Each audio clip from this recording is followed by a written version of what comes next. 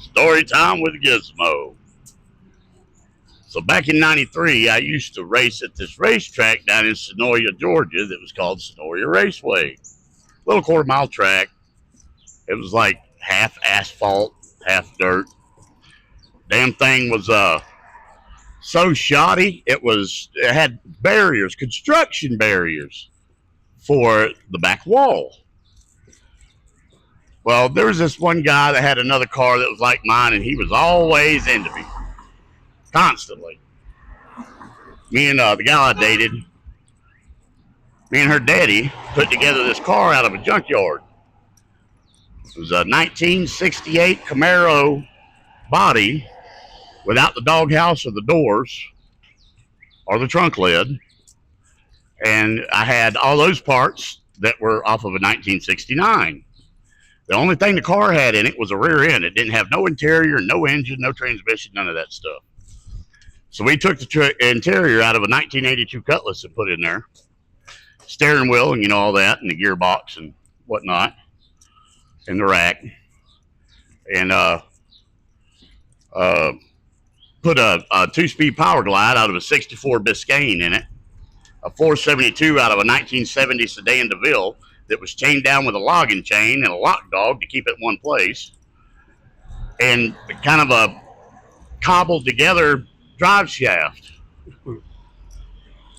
Yeah, it was a trip. I'd only raced it like 6 times, maybe 7. So this one day, every time we'd go through that back straightaway, he'd get into me, and he'd be into me the whole way. Oh, and it had a cobbled together fuel cell that was in the trunk that my dumb butt didn't bolt down. We didn't have, I wanted plumber's tape, that metal strap's got the holes all in it. It's about yay wide. I wanted that to put in there, right? But I didn't have it. So, it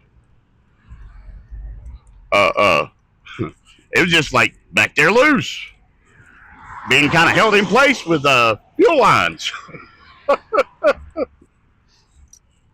Anyway, he got into me, and those construction dividers were separated in such of a way, I can't tell you how many cars I'd seen get into it, and their passenger side fender would get in between them, and it'd swing the rear end of that joker out in the middle, and it'd cause a pileup. So those back tires were slicks. They stuck out about 15 inches because, it didn't have the narrow back axle on it. And I'll be damned, he didn't get into me. I moved over. One of the passenger side back wheel grabbed that wall, and that car just went right over it, flipped. It's like it grabbed a hold of it and climbed up and over. The back end was sliding like over the wall, and the first construction divider hit, it dipped and flipped. And I went sliding through the woods on my roof at about 70 miles an hour.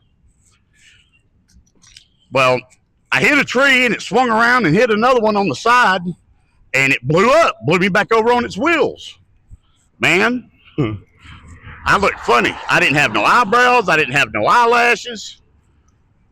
I mean, it was messed up. I couldn't hear for a week. And it was on my birthday, which was 8 days later, that I realized I was hitting the brakes and turning the wheel, even though I had that fire strap on and was upside down like it would have done a lot of good. I saw that tree coming, and I was trying to get around it. All right, y'all. We'll see you around like a donut.